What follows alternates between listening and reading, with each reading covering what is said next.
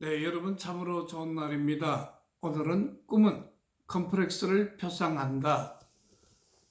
34살의 여인 한나 사례를 중심으로 연구하도록 하겠습니다.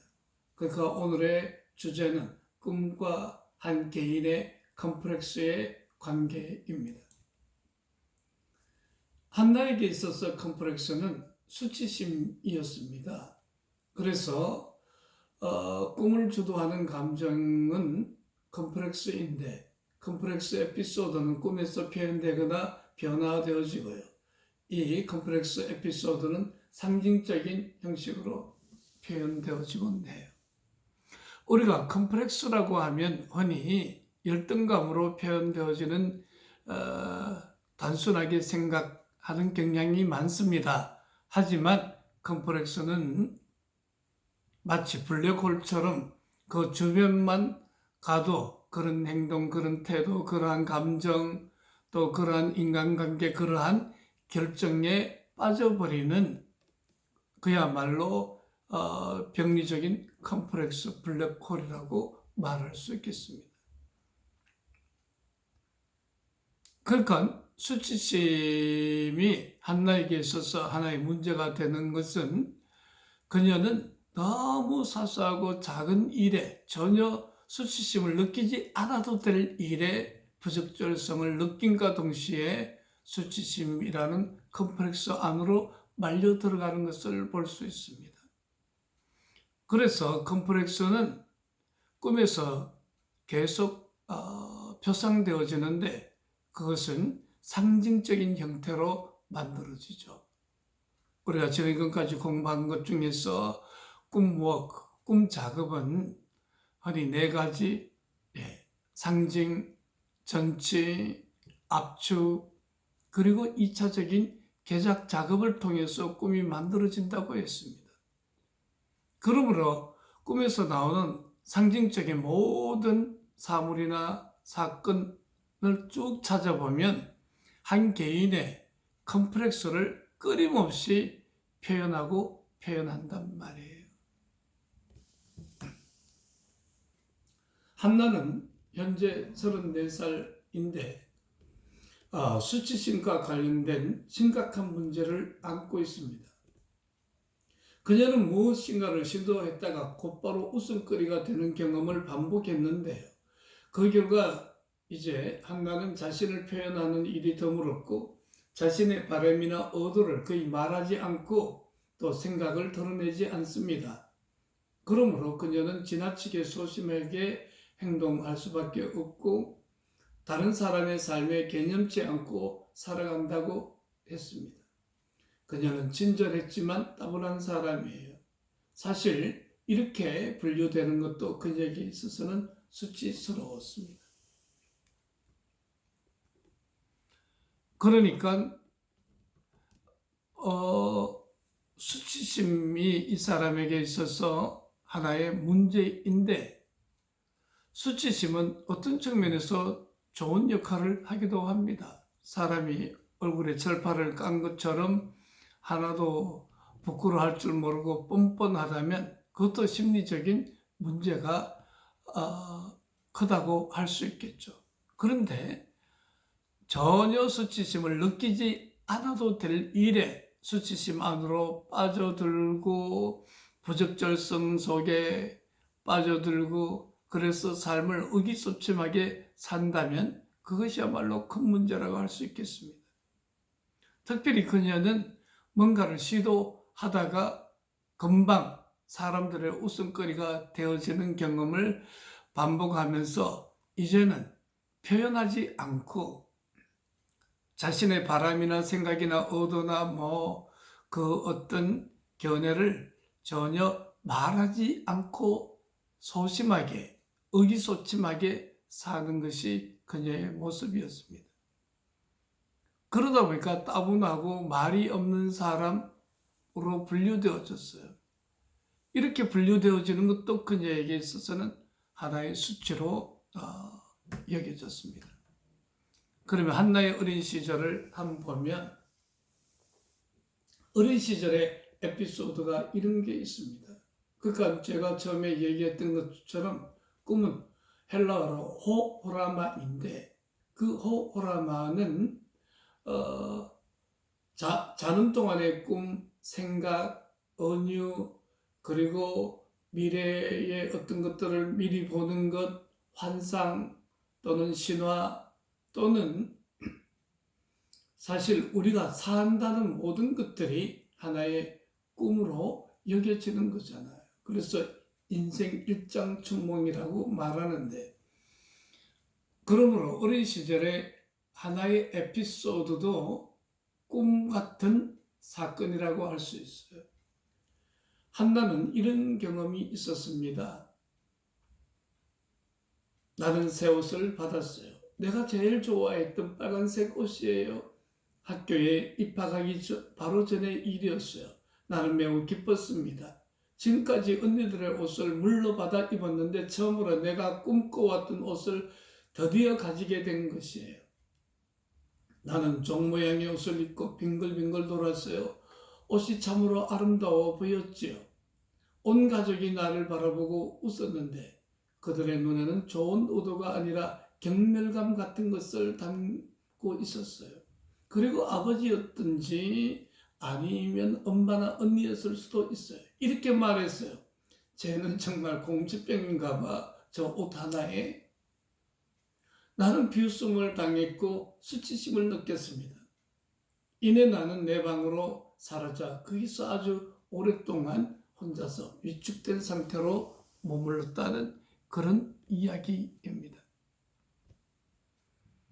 그러니까 한나는 새 학기가 되어서 입학하기 전에, 그가 우리 나이로 하면 8살쯤 되었겠죠.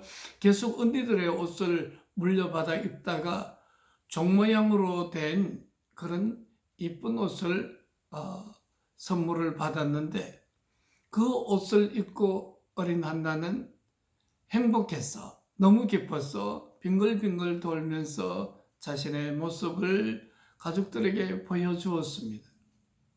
그런데 가족들의 그 눈은, 표정은 진정으로 축하해주고 이쁘다고 반응해주는 것이 아니라 겨우 옷 하나에 그런 경멸하는 태도의 표정을 지었고, 아버지인지 엄마인지 언니인지 누가 말하기를 쟤는 완전히 공주병이야, 그렇게 경멸하는 말을 했다는 거죠. 그러니까 한나는 이내 수치심 안으로 빠져들었고, 그래서 자기 방 안으로 들어가서 위축되고 엄청난 수치감을 느꼈는데, 이런 일들이 반복되어지자 성인인 34살인 한나는 그 어린 시절의 이 수치심이 지나간 30여 년의 세월 동안 계속 반복되고 강화되어졌다는 얘기입니다. 한나는 비웃음거리가 되지 않기 위해 자신을 더 감추었습니다. 결국 자기 자신을 살아있는 존재로 느끼지 못할 정도가 되었습니다. 이와 같은 감정은 대인관계에 치명적인 영향을 미치게 되었고요. 자신을 잘 표현하지 못하였고, 그녀는 되풀이해서 사랑에 빠지곤 했지만 그 관계는 이미 시들어 버리곤 했습니다. 한나는 이런 어린 시절의 가족 분위기 속에서 일종의 비웃음거리, 수치심을 많이 느꼈던 아이였기 때문에 자기 자신을 살아있는 존재로 느끼지 못했어요. 하인츠 코아스는 cohesive self, 응집적인 자기가 만들어지기 위해서는 3가지 자기 대상 경험이 있어야 한다고 해요. 첫째는 미러링, 셀프 오브젝트 익스피리언스가 일어나야 돼요. 두 번째는 아이디얼라이징, 세 번째는 트윈십. 미러링은 뭐냐면 반영이죠. 잘한다 그러면서 칭찬과 어떤 더 높여지는 경험을 받아야 되는 거죠. 그리고 든든한 아버지, 엄마, 이상화된 존재 속에 자기가 소속되어져 있고 안전하게 보호되어진다는 느낌을 가져야 되는 거죠. 나아가서는 그런 아빠, 엄마랑 하나가 되었다는 이인일체 경험이 일어나야 건강한 셀프를 형성하게 되는데, 보다시피 한나는 그런 경험이 없잖아요. 가족들의 비방, 수치심 속에서 어린 한나는 응집적인 셀프가 만들어지지 못했어요. 자존감이 쭉 떨어지는 그런 사람이 되어지니까 대인관계에도 치명적인 영향을 미쳐서 자기 자신의 내면이나 또 어떤 의견이나 주장을 강하게 힘있게 표현해내지 못했고, 사랑의 방법도 자주 사랑에 빠지곤 했지만은 그 사랑이 금방 식어져 버리고 사람들로부터, 남자로부터 버려지는 그런 경험을 한나는 계속 했다는 것입니다. 그래서 꿈을 주도하는 감정은 컴플렉스인데, 한나는 꿈에서 린데라는 식당에서 다른 사람들과 만납니다. 그것은 휠체어를 타는 사람들의 소통을 위한 모임 장소로 쓰이는 곳이래요. 린데는 말할 수 없이 초라한 식당이에요. 사실 그 식당은 우아한 식당이었는데 꿈에서는 식당이 아주 초라한 식당이었어요. 그리고 그곳에 모인 사람들은 다 궁핍해 보였어요. 지금 전쟁 중인지 아니면 일자리를 모두 잃어버리는지 모를 만큼 궁핍이 그 장소 안에 가득 차고 넘쳤는데, 한나는 기분이 언짢아졌습니다. 근데 자세히 보니까 자기 역시 누추한 옷을 입고 있었던 거예요. 그래서 이럴 때는 식당 안으로 사라지는 것이 최선으로 생각했습니다. 그래서 꿈에서 그녀는 식당 안으로 사라졌습니다. 그 이유는 사람들이 나에게 어떤 증명서를 요구할 것이기 때문이었습니다. 기분은 불안, 매우 언짢음, 겁먹음, 수치감, 그런 것이었는데, 낮 동안에 이런 일이 있었습니다. 사무실에서 휠체어를 타는 사람들의 소풍 장소로 적합한 것을 알아보는 일에 대해서 아마 사회복지사들이 모여서 그런 이야기를 나누었어요.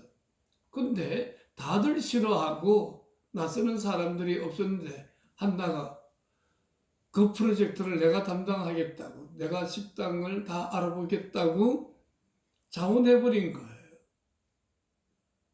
잘못 선택한 거죠.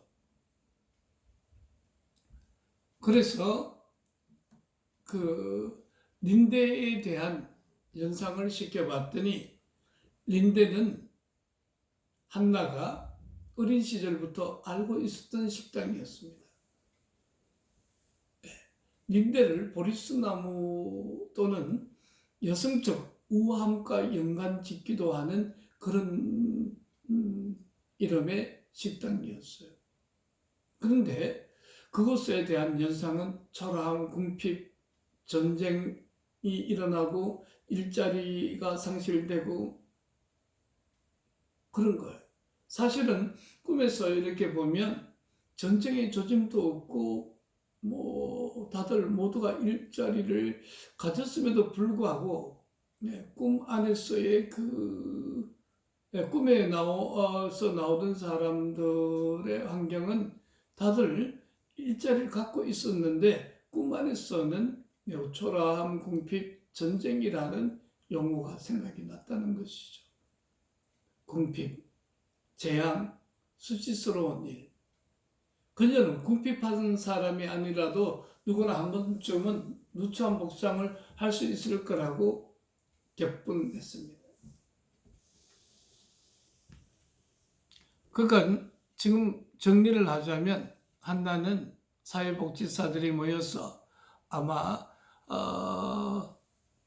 그 장애자들을 데리고 식당을 투어하면서 그곳에서 식사하는 그런 프로젝트를 수행해야 되는데 아무도 귀찮으니까 나서는 사람이 없었는데 갑자기 자기가 나서겠다고 했던 한 경험이 있었고요. 그리고 이제 꿈을 꿨는데 린데라는 우아함이라는 이름을 가진 그 식당인데도 불구하고 꿈 안에서의 그 린데라는 식당은 자기가 어려부터 다녔던 식당인데 잘 아는 식당인데도 불구하고 매우 초라하고 그 무슨 폐허와 같은 그런 식당의 모습이었어요. 근데 그곳에 모인 사람들도 다 보니까 궁핍하고 초라한 모습이었어요. 근데 자기 자신도 보니까 너무나 누추하게 옷을 입고 있었다는 거죠. 그래서 모두 다 실직한 사람들처럼 전쟁통에 피난 온 사람들처럼 그런 형상을 하고 있었던 거예요. 그래서 수치스러워서 꿈 안에서도 그녀는 식당 안으로 피했습니다. 왜냐하면 안 피하면 뭔가 다른 사람들이 자기에게 증명서를 요구할 것 같았기 때문이었습니다. 그러므로 여기서 나오는 식당 초라하죠. 모인 사람들 초라하죠. 자신도 역시 누추함으로 가득 차 있죠. 즉 자기 내면의 부적절성과 그리고 수치스러움으로 가득 찬 내면 세계를 보여주는 것이에요. 그래서 여기에 그 어떤 것도 린데라는 우아함이란 여성스러움이라는 그런 이름의 값을 하지 못하고 초라하기 짝이 없는 꿈을 꾸고 있는 것이죠.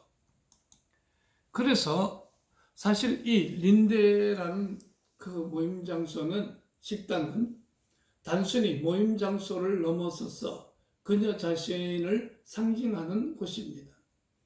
한나는 낮 동안에 자신이 그 프로젝트를 담당하겠다고 자원하였습니다. 그러면 다른 사람 몇 명이 자기를 동조해 주면서 내가 당신을 돕겠습니다. 와, 그 일을 맡다니 대단해요. 우리도 돕겠어요. 이렇게 동조하거나 격려하는 것 없이 그래? 그럼 네가 해. 이렇게 된 거죠. 생각해 보니까 너무 경솔하게 결정을 한 거예요. 동조 없이 어려운 프로젝트를 담당하겠다고 말한 자신의 경솔이 또 수치심으로 느꼈습니다. 그래서 꿈은 수치심을 느낄 때에 어떻게 자기 자신과 환경을 평가절하하는지를 보여주고 있습니다. 여기서는 커다란 재앙이 일어나고 일자리가 상실되어졌고 전쟁이 일어나는 것으로 그와 같이 전치되어 있는 모습을 보여주고 있는 것이죠. 그러니까 한나는 자신이 경솔하게 그 일을 결정하고 그 일을 맡게 되었다는 자괴감 같은 것도 가졌을 거예요. 그리고 동조해주지 않는 사람들의 모습을 보면서 강력한 수치심을 느꼈는데 이런 수치심은 꿈 세계 속에 재앙이 일어나고 사람들은 일자리를 상실하고 전쟁통에 피난민들과 같은 그런 누추한 복장을 하는 그리고 린데라는 그 식당도 사실 우아한 식당인데도 불구하고 꿈에서는 폐허나 다름없는 그런 모습으로 보여졌다는 것이죠. 컴플렉스 에피소드는 꿈에서 표현되어지고 변화되어집니다. 그래서 수치심의 감정이 변형된 꿈이라고 말할 수 있습니다.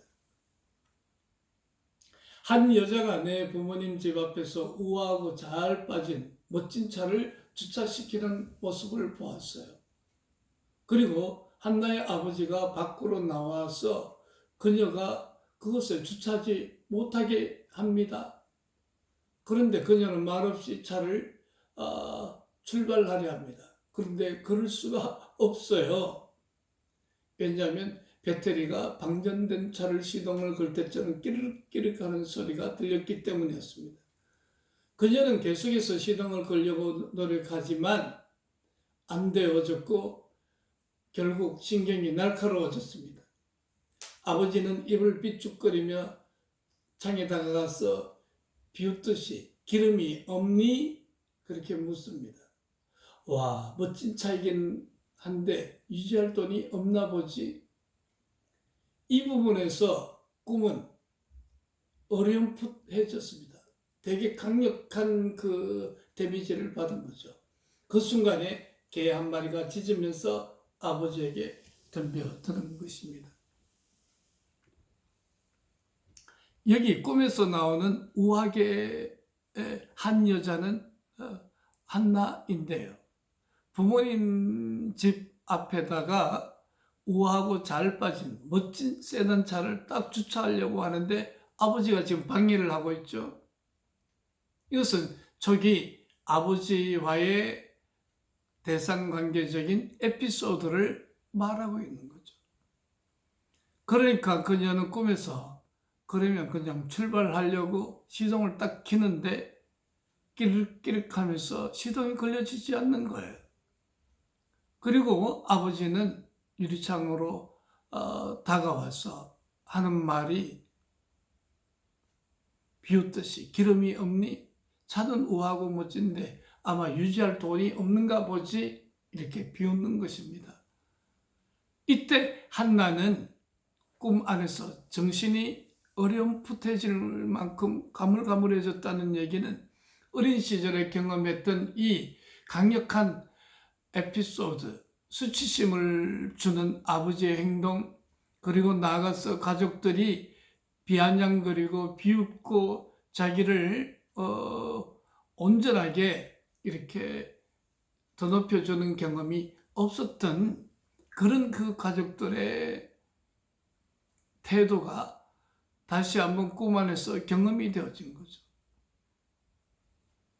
그가 자기 정신이 온전하게 지탱하기 어려울 만큼 어렴풋해졌다는 얘기는 꿈 안에서 강한 데미지를 받았다는 것을 말하고 있고, 그 순간에 개 한 마리가 짖으면서 아버지를 무는, 여기서 개는 자신의 다른 상징물이죠. 그런 공격성을 보여주고 있습니다. 네. 그래서 꿈에서 이렇게 보니까 자기 자신은 아니에요. 자기 또래의 다른 여자예요. 그러나 사실은 여기 다른 여자라 할지라도 한나 자신을 상징적으로 보여주는 것입니다. 근데 그 자동차는 멋지고 스포티하고 잘 빠졌고 빨간색이고 힘이 좋은 그런 차입니다. 그녀 역시 마음에 드는 그런 차였습니다. 마음만 먹는다면 나도 그 꿈의 여자처럼, 그리고 꿈 속에 그 자동차처럼 우아하고 활기찬 그런 모습으로 살 수 있을 텐데 하는 생각이 들었습니다. 꿈에 나오는 아버지도 실제보다 젊었어요. 하지만 아버지의 태도는 여느 때와 마찬가지였습니다. 이런 아버지의 태도, 휘발유가 없는가 보지, 차는 멋있는데 유지할 돈이 없는가 보지, 비아냥거리고 비판하는 아버지의 태도는 어린 시절부터 한나를 의기소침하게 만들었고 삶의 모든 활기를 빼앗아 가버리게 만들었다는 것이죠. 그런데 꿈에서 한나는 수치스러움을 느끼지 않아요. 그 개는 어르릉거리면서 공격적으로 아버지에게 달려드는데 아버지가 겁을 먹는 것이죠. 자, 여기에서 보면 한나는 꿈에서 아버지에게 개로 상징되어지는 입을 벌리면서 어르릉거리면서 아버지를 무는 공격적인 형태를 띠고 있습니다. 그러므로 한나 안에는 이런 공격성이 내재되어져 있었는데 지금까지 한나는 이런 아버지에 대해서 한 번도 공격하지 못했습니다. 자기를 비아냥거리고 수치심 안으로 빠지게 했던 가족들에 대해서도 겁을 먹고 한 번도 공격적인 것을 표현하지 못했습니다. 그러나 꿈에서는 지금 공격적인 형태로 자신을 표현하고 있는 모습을 볼 수 있습니다. 그러므로 이 꿈에서 개로 상징되어지는 자신의 모습의 공격성은 이런 건강한 공격성을 보여라는 표현도 되어질 수 있고, 한나가 꿈 심리 치료를 통해서 뭔가 자기 셀프가 건강하게 만들어지니까 공격적인 형태로 표현되어졌다고도 말할 수 있겠습니다. 그래서 자신의 컴플렉스는 어떤 상징으로 표현되어지는데, 또 다른 상징적인 이야기가 이 꿈이에요. 다 자란 백조가 새끼 백조를 물밑으로 계속 꾹꾹 누르는 거예요. 아마 새끼 백조는 자라지 못해서 아주 털이 갈색이었습니다. 그리고 새끼 백조는 재빨리 달아났다가 또다시 어미 백조 앞으로 나타나곤 했어요. 몇 번씩이나 반복되어지는 것이에요. 마치 장난치는 것처럼 어미 백조와 새끼 새가 이런 모습을 반복하고 있는 것입니다. 꿈에서 한나는 이제 꿈 모습을 통해서 이건 그리 위험한 일이 아니다. 다 자란 백조가 어린 백조를 제압해서 물밑으로 꾹꾹 누르는 것은 나쁘지만, 새끼 백조는 한없이 슬픈 것이지만 그 어미 백조도 뭔가 어미 백조에게도 동정심이 느꼈어요. 그것은 장난만이 아니라 전쟁이었다. 그렇게 표현하고 있습니다. 그러니까 백조를 물밑으로 어미 새가 새끼 백조를 발로 꾹꾹 눌려서 물을 먹게 하는 것, 어린 백조에게 있어서는 위험스러운 건 아니죠. 그러나 어린 백조에게 있어서는 어미 백조의 사랑을 느끼려고 가까이 다가가니까 어미는 새끼를 발로 늘려서 물속으로 깔아앉게 만들고, 또 그렇게 만들고, 또 그렇게 만들고.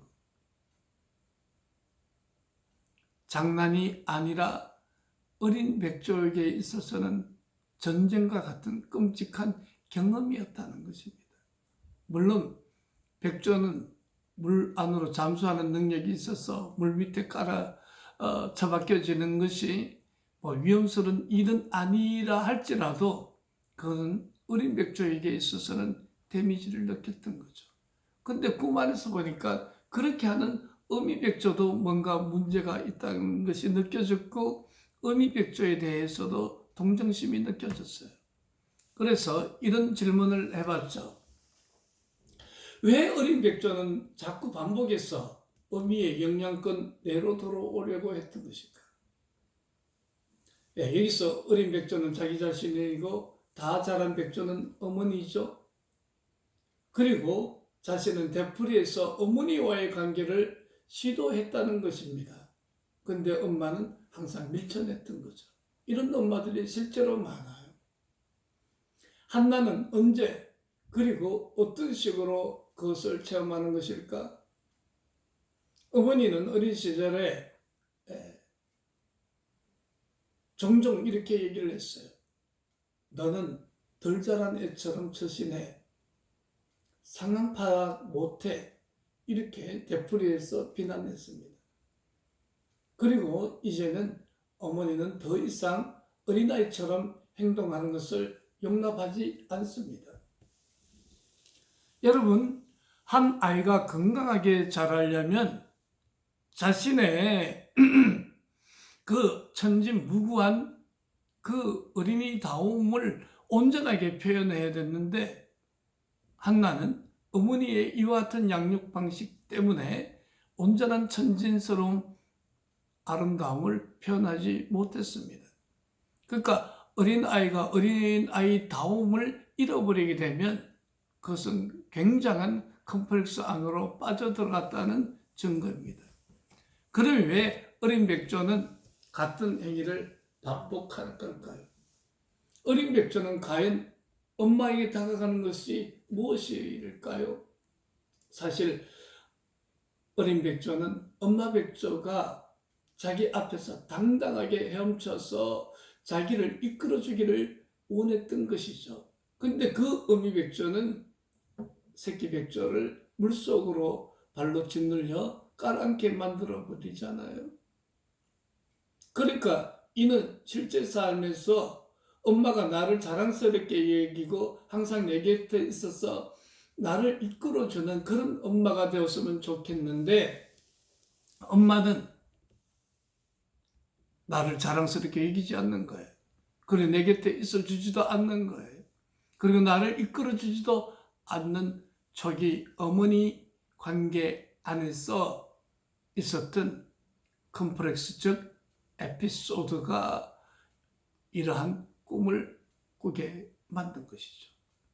그러니까 전날에 그 어떤 지체 장애자들을 그 식당으로 데려가서 그곳에서 음식을 먹게 하는 그 프로젝트를 자기가 수행하고자 손을 번쩍 들었는데 아무도 동조해 주지 않았던 것은 생애 초기에 한 경험이 생각났는데 그 경험들 안에는 보니까 이렇게 수많은 수치당하고 인정받지 못하고 가족들로부터 비아냥거림을 당하고 그리고 한 번도 더럽혀진 경험이 없었던 한나는 동조하지 않는 다른 사회복지사들의 태도에서 자신의 끔찍한 수치심이 재현되어진 것이죠.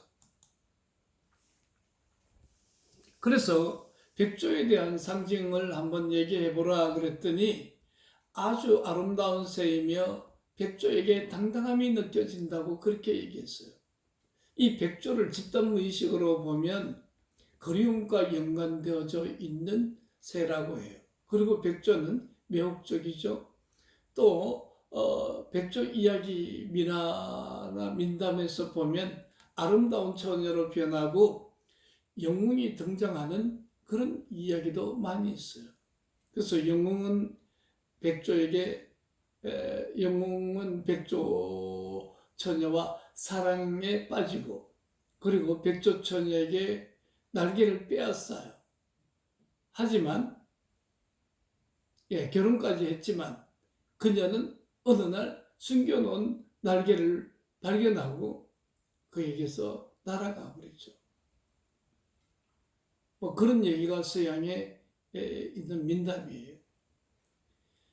백조는 일반적으로 헤엄쳐 다니지만 땅에서 걸을 수도 있고 날 수도 있는 수륙 양용이에요.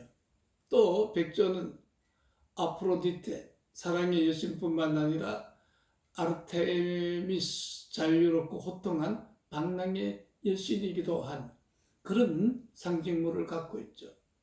마치 이런 백조가 상징하는 것처럼 한나는 그러한 자신의 삶을 살고 싶은 것입니다.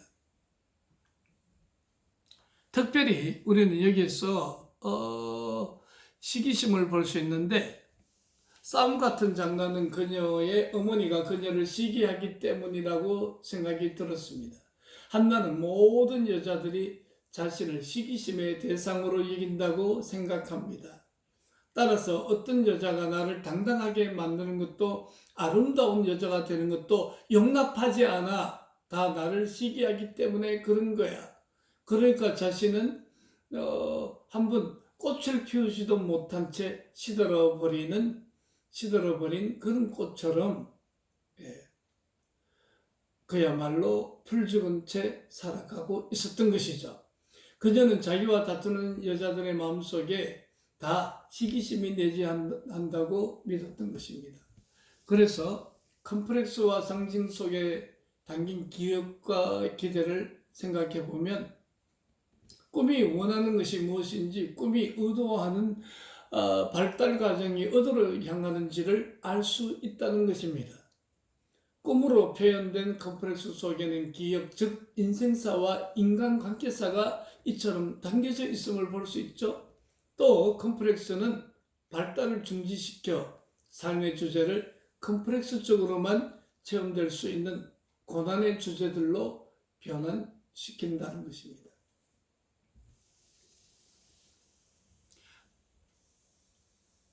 프로이트는 당신이 뭔가 부끄럽고 수치스러운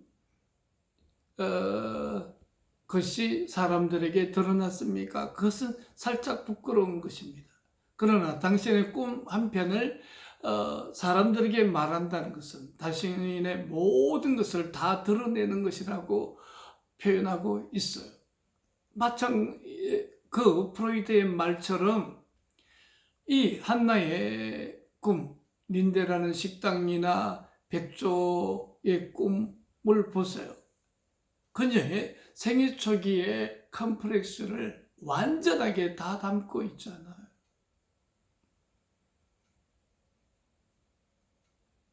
그리고 그 우아한 여자가 멋있는 세단을 몰고 와서 아버지로부터 당하는 수치, 그것도 역시 생애 초기를 다 표현하는 컴플렉스 에피소드가 반복되어져 있는 모습을 볼 수 있죠. 그럼 왜 우리들에게 꿈은 생애 초기에 컴플렉스 에피소드가 자꾸 반복되고 재현되도록 하느냐? 외상성주의상서 락강학파에서는 융식의 용어로 하면은 컴플렉스라는 용어를 쓸 수 있는데, 컴플렉스는 그냥 한 번 경험하고 끝나는 것이 아니라 자신 안에 강력한 트라우마로 남기 때문에 반복 강박에 의해서 부정적인 경험을 이라도 계속적으로 반복해서 뭔가 상쇄해내려는 인간의 무한반복 심리가 있는 거예요. 그래서 반복하고 반복하는 나, 그것이 곧 나이다 라고 나지오는 얘기를 했듯이, 이런 꿈의 반복은 자신의 병리적인 것이 그 에피소드를 통해서 계속 반복되고 있으니까 꿈을 통해서 변형시키고 새롭게 하라는 의미가 있습니다. 컴플렉스는 상징 속에 담겨있는 기억과 기대는 꿈에 대한 인과적인 해석과 목적론적인 해석의 차이를 통해 드러납니다. 그러므로 어떤 일이 있었기 때문에 이 꿈을 꿨지만 사실 이 꿈은 어떻게 변형하고 이런 컴플렉스에서 벗어나라는 목적론적 해석이 가능하죠. 그래서 어떤 일이 있었기 때문에 이런 꿈을 꿨다 그러면 너무 인과적이기 때문에 꿈은 그닥 중요하지 않게 돼요. 그러나 오늘 여러분이 제 강의를 지금 듣고 있는 것도 뭔가 목적론적인 행동을 하고 있듯이 우리의 무의식도 의미 없이 나타나는 것이 아니라 꿈을 보여줬다는 얘기는 목적이 있다는 거죠. 그러니까 그렇게 계속 살지 말고 변형돼서 새롭게 살아라. 너의 컴플렉스가 이것이니까 이것을 다시 한번 무의식으로 경험하고 알아차리고 말하고 그리고 마침내 변형되어라, 그런 말이에요. 컴플렉스는 꿈의 인생사적 제약성을 어려운 인간관계 상황 속에 숨어있는 컴플렉스들의 각인 상황들을 암시해 줍니다. 꿈은 어떤 움직임과 어떤 발달을 자극하는지를 묻는 것처럼 목표 지향적인 기능을 갖고 있어요. 그러므로 꿈의 목적은 보상 이론에서 더욱 분명해집니다. 오늘은 컴플렉스와 꿈의 상관관계에 대해서 알아봤습니다. 샬롬.